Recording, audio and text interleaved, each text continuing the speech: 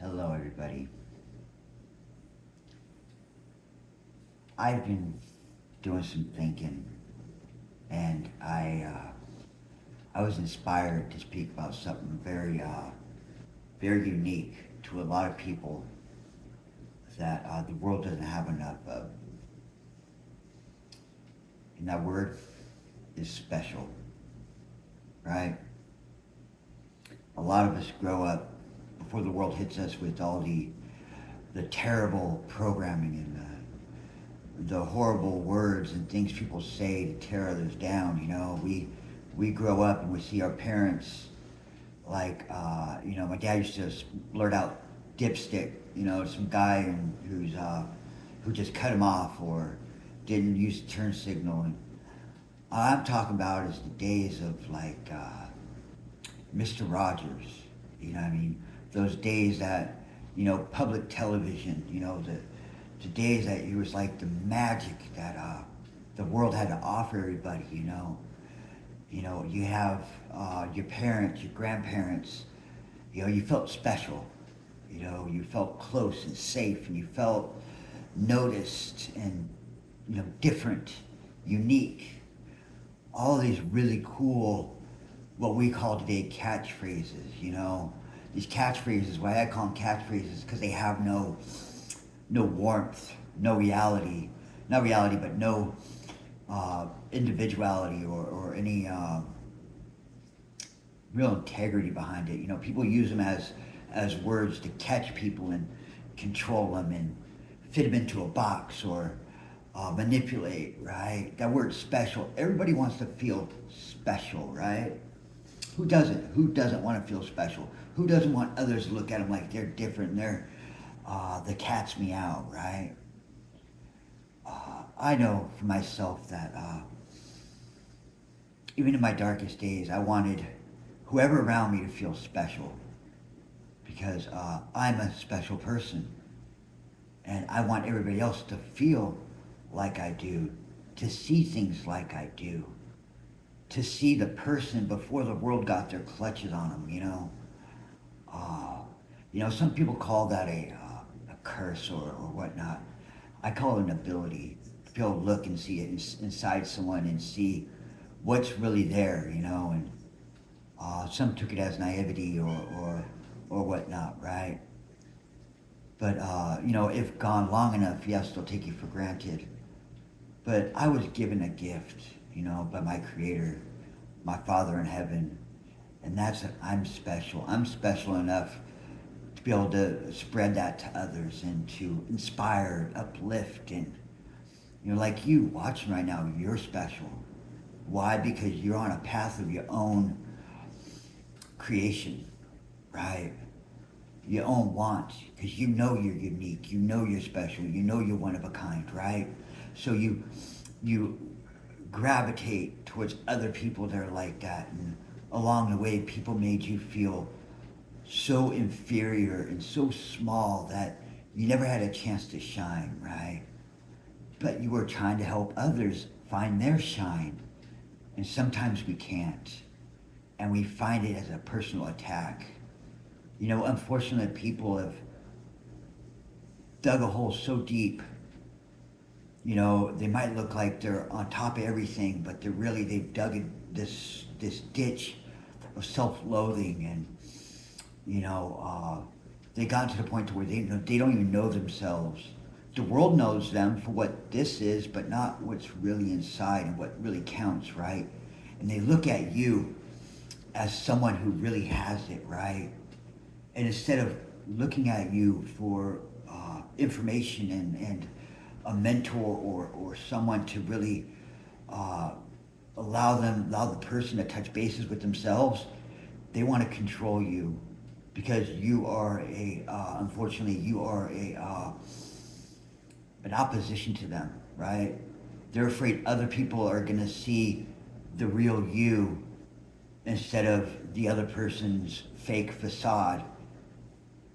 And you're special. Everybody wants to hear that they're special, right? They want to hear so much that they hire people or they want to become actors and they want to come all these things to be seen for how special they are.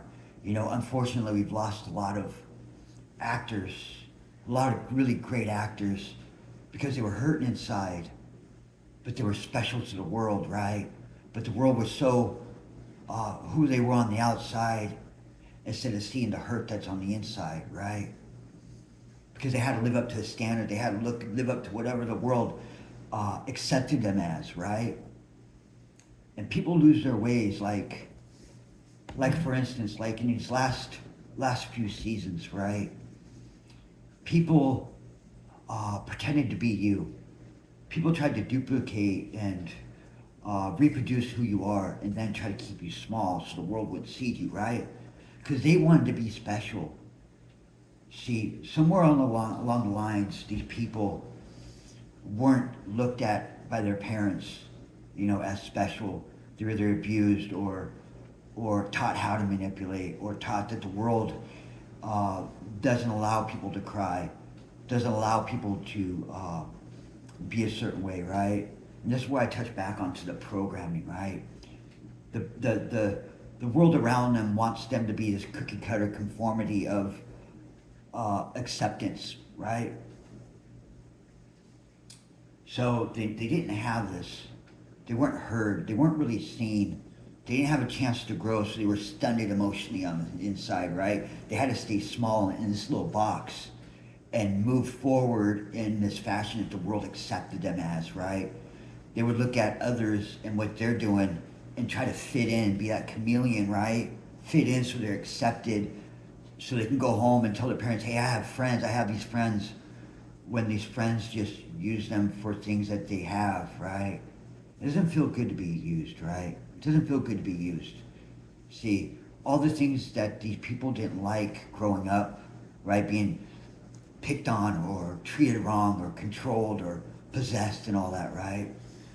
So that's what they would do to others, because they knew how to push those buttons. They knew how to manipulate, and they knew how to make somebody feel small, because they knew how it felt to be small, right? So that's where the real projection comes into play. But I watched this little short video. It was called The Jester. It had Pauly Shore. He was pretending to be Russell Simmons or Richard Simmons, right? The big flamboyant. He did Dancing to the Oldies, or Sweating to the Oldies and stuff. And it was really about this guy. This guy, he'd been in this place for 7 years, on this set for 7 years, getting everybody's coffee, getting people's, items, and everybody thought he was this new person, right? And here comes Richard Simmons out of nowhere, and he goes up to him, and this kid, he's kind of heavy set, right? He's looking at this donut or these carrots, and he was like, I'm gonna eat these carrots because that's what the world wants to see, right? I have to be accepted. I have to be slim. I have to be all this, so the world accepts me and sees me, right? So he's eating this carrot with a little bit of ranch, right? Then Richard Simmons, which is Pauly Shore, right? This light shines behind him, and he's like, "Can I have that?" And the kid looks at him, yeah, and Richard Simmons, this like flamboyant health nut, right? But he's like, sometimes I have to stop and let that person out again. Let that 300-pound person out and have a donut. And really what that is that self-acceptance, knowing who you are and what you've been through, and that you can enjoy this because you know your self-worth, and that you're not going to take it any further than that, but you need to stop and appreciate what you've earned, right? That he's sacrificed so much that he can have that once in a lifetime or once in a while donut, right? He sits down with this kid. He's like, I see you, trying to, fade away and be in the background and not be heard and seen, and he's like, Richard Simmons, Pauly Shore goes, I see you. I see you. You're special. You're a king. And he didn't want to smile. He didn't want to cry or anything. It's like this kid really didn't have emotions, because it's sort of like he only acts the way everybody else is around, so he fades in and he's fitting in there, right? And he doesn't do anything bold, And he's like, Richard Simmons was like, you want the rest of my donut? Because he got called back to the set. He's like, you want the rest of my donut? He's like, sure. You know, it was like everybody wants to hear that you're special. This kid wanted to cry, you know, because he hadn't heard that in a long time, you know. A lot of people eat because that's the way they feel special. They feel comforted, that comfort food, right? And a lot of us do that with addictions, with sexual tendencies, all of the gauntlet of things that can take a person down and feel special by themselves in the moment, feeling gratified, and all of these things, right? When someone just wants to be seen and said, you know what, you're special, because we all are. We're all special if we want to be. You get what I mean? If we want to be special and know that we are special, we have to want to be special. You get what I'm saying? You have to want to be that flicker to a flame that starts a revolution, that starts an uprising of uniqueness, right? Be who you are, not what everybody wants you to be, right? Don't conform when you can break the mold and become more. Why do you want to just be everybody else? It's boring, dude. It's boring. You get what I'm saying? And I grew up almost fooled by a lot of my family wanting to conform and be what everybody else is because it's the easy thing. It's the easy way, you know? I wasn't like terminally special where I like was on a warpath to let everybody know, oh, I'm special. No, you're nothing. I'm special. You know, like narcissistic. No, I'm special. You're not. No, it was nothing like that. It was that I always knew I was unique. I always knew that I was on a path unlike anyone else. You know, and I allowed myself to be used. I allowed myself certain things to fit in with certain environments, right? But I always remember like Mr. Rogers, you know, the land of make-believe. It wasn't the land of make-believe really for me. It was that I always knew I didn't fit in because I was meant for better. I was meant for great, great things. And I played it small for quite a long time. You know, I played it safe in a lot of different ways. But when I really broke out, I started realizing that my special can run over and make other people feel special, you know, and then that became abused and used and all that.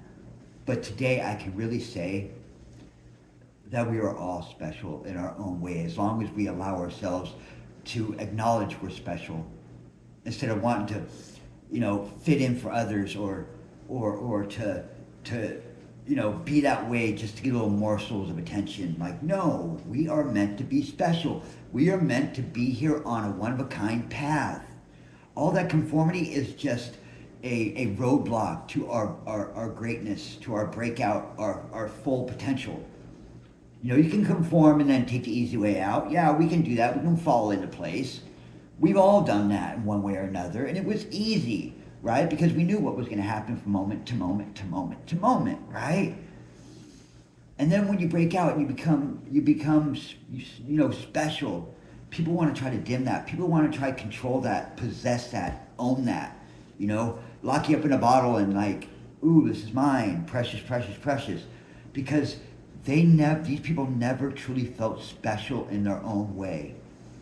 They had to go and try to be your special. And when they couldn't do that, they got mad at you for being special. You get what I'm saying? Don't be mad at these people. Don't even be mad at their parents. Just know that some way these people tried. They tried somewhere in their life and they felt like they had failed, right? They felt like they had failed and that they need to find a B plan because they didn't trust themselves or believe in themselves enough to go with the A plan. You were the B plan in some ways, right? That if they need to, they can fall back and pretend to be you, kind of like the high school jock, right? Going on to college, he needed to copy off of somebody's paper, right? Needed to have somebody write there because, you know, they need to have a GPA to get into college, right? And they were going to write in on their either that or their football, you know what I mean? You were their B plan, their fallback. You know, they could be you if they needed to, get it? But somewhere along the lines, you didn't go for that anymore. You knew you were special. You were destined for greatness, and that you were going to get there no matter what. But it took cutting back and getting rid of certain people, places, and things, and then calling people on their stuff, and then making that thorough breakout. Like, nope, I see you, I called you on that. You know what I'm saying? It was like you broke out of that bottle. You found a chisel, you found a hammer, and broke out that bottle, and here you are. You're special. They have the ability to be special too. They can very well be special, but they need to find themselves. They need to find themselves again. They need to go through that hard work. Like somewhere along, they probably got disconnected somewhere between the ages of like 9 and 18. They just gave up. It was like, nope, I'm just gonna copy it over here, and I have a little bit of homework at home. I come back to school. I'll pass recess. You know, I'll bully some people over here. They'll do what I need them to do, and that became their plan from there on out. And then they saw you, you know, and starting to come up in your grandeur, right?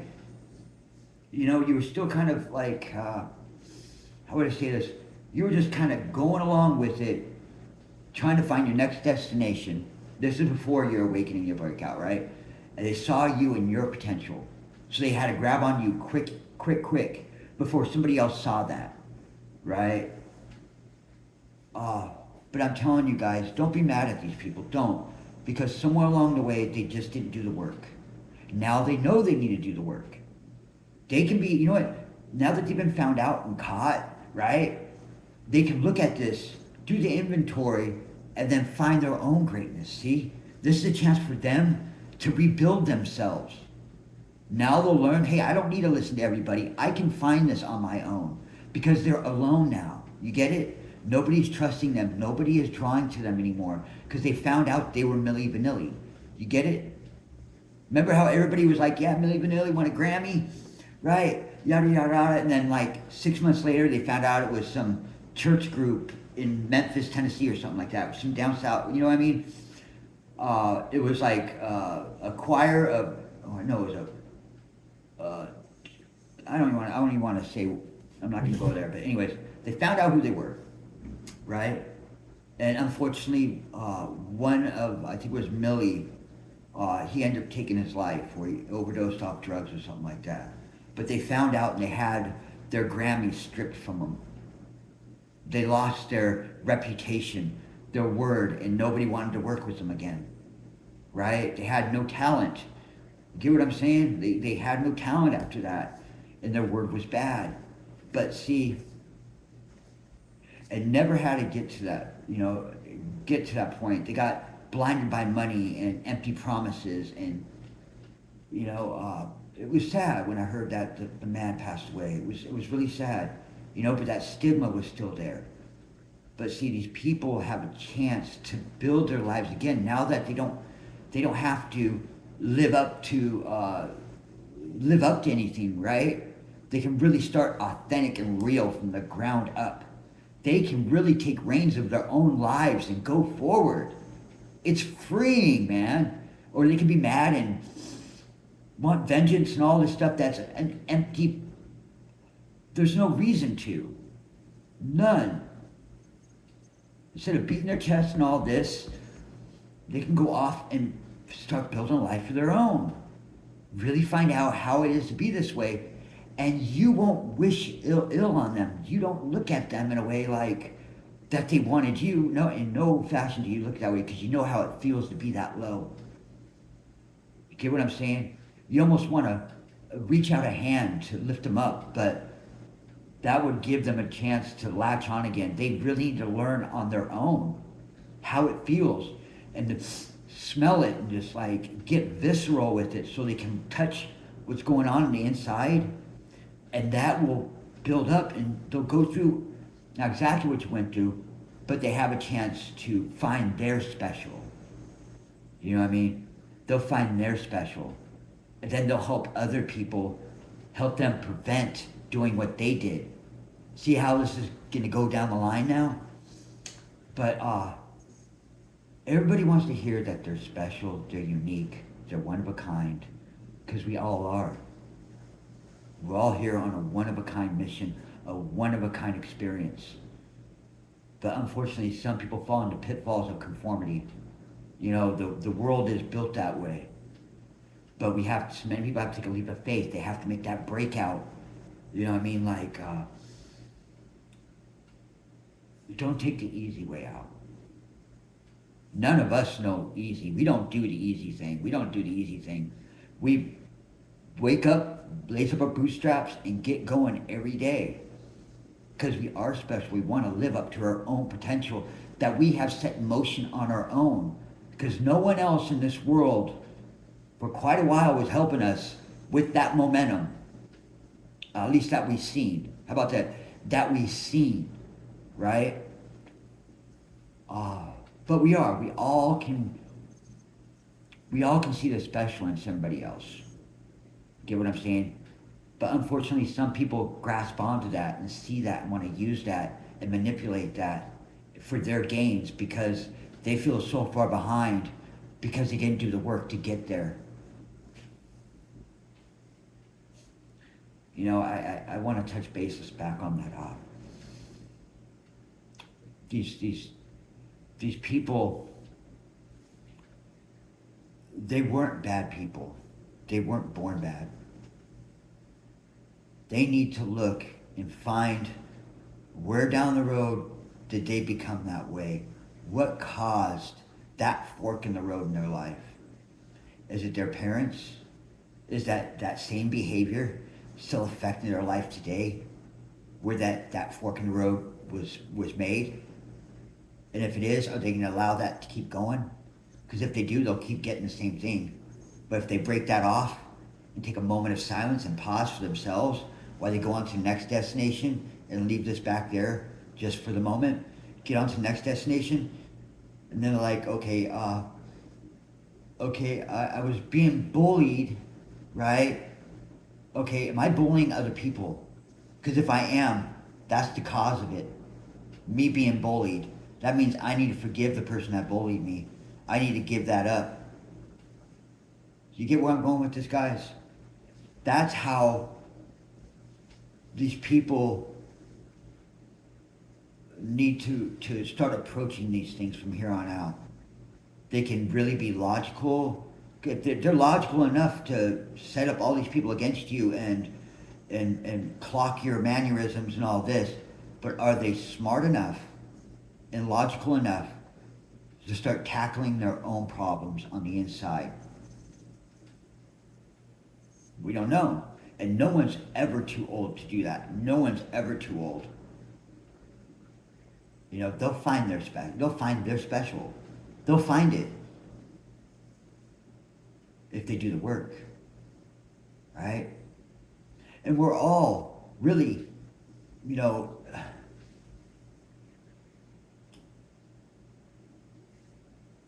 all I know is that ones watching this right now, have been through some hard times. Hard times. We're talking hard.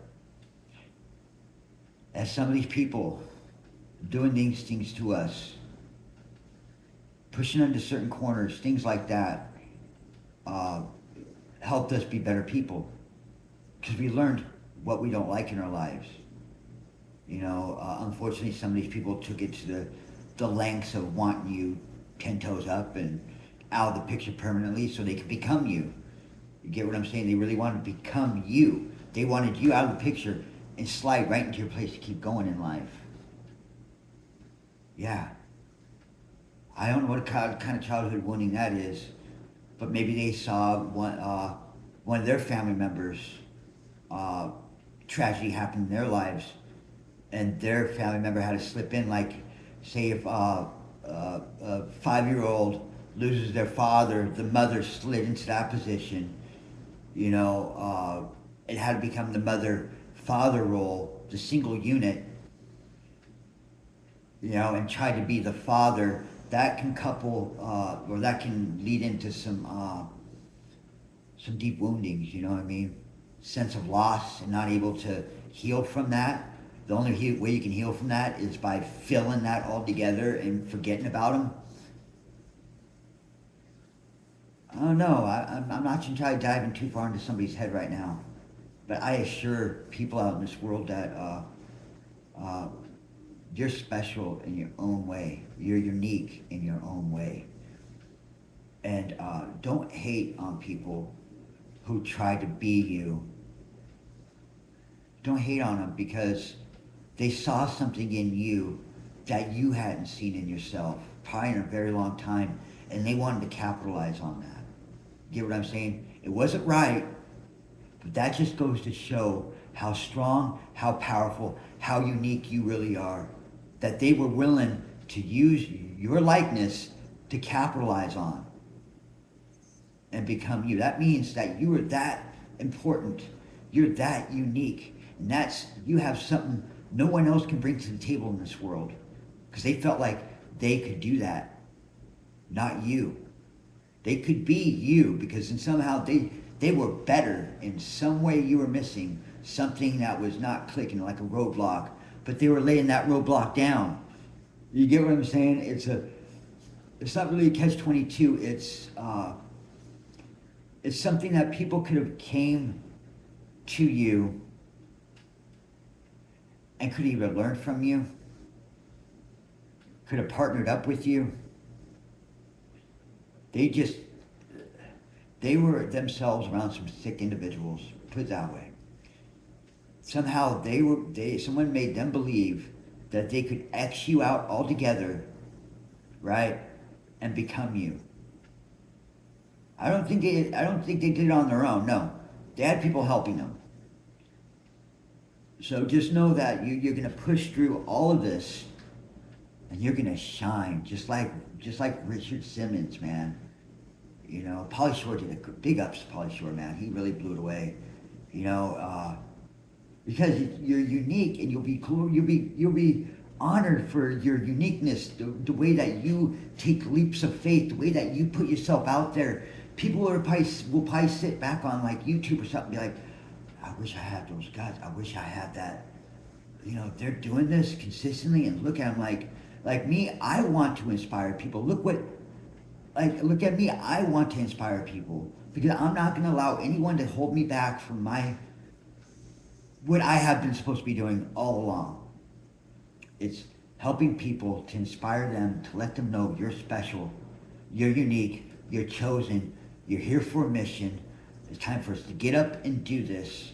And if you're not strong enough to do this now, I'll show you how. You know, see, this is where I'm going to dive back to this one last thing here. Okay, see, I unfortunately had people who purposely wanted me to use certain substances that would mess with my physicalities, right? Because they knew the potential I would lead into, what I was supposed to be doing with my voice, you know, what I was supposed to do. So they wanted to give me the most awkward, most insecure roadblock ever. But I'm breaking through those roadblocks. See, that's what I'm doing. I'm breaking through these roadblocks. I don't fear them. I'm taking that leap of faith, knowing what I'm doing for the Lord first, for my Heavenly Father, who gives me the strength to get on here and do this.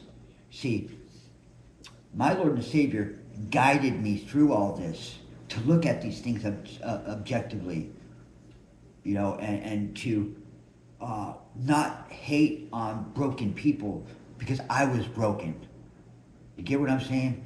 That doesn't heal. That sends more division. You get what I'm saying? I would not be a leader. I would not be a healer if I'm casting hate upon people. If I'm telling people, go hate them because of this. No. Look at the behavior they display. Where does that come from?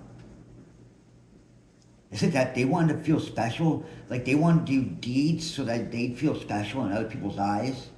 To get that gratitude, to get that clout, to get that moment of happiness, to fill that void? Because that's the only place they can get it. It's like if they get good grades on the report card, you know, sometimes there's a light in someone that they've kept dim to please other people just to feel like they fit in, you know, having to dim that down to suffocate the flame because all they've known is darkness. And if they shine that light, even for a moment, they would be picked on, they'd be scolded, they'd be outcasted, and they wouldn't know how to deal with that. You get what I'm saying? They wouldn't know how to deal with without fake friends, because all they've known is fake. You get what I'm saying? So before we cast stones, look at the, I'm not saying they're a victim, is that they've allowed themselves to be victimized so long that they were so quick to victimize other people. It's like negative attention is better than no attention, right? So best thing for us to do in life, to really be one of a kind, and that's forgive. You know, you've been through so much, you've done so much healing that you can forgive that and move forward. Get what I'm saying? That's how special you are. You were built for tough. That's how special you are. You are built for tough. You are the king, you're the queen of your castle. You're chosen, you're one of a kind. You don't have to do anything to prove to anyone. But you do have something to prove to yourself. How special here you really are. You know, thank you for being here and showing up. And this is your season of reaping what you've sown. It's only going to get better. And just think of that word, special. Like someone is to walk up to you out of nowhere and say, you're special.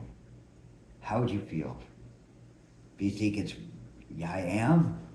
Or be like, why do you think I'm special? Would you question it, or would you know you are? Which one is it?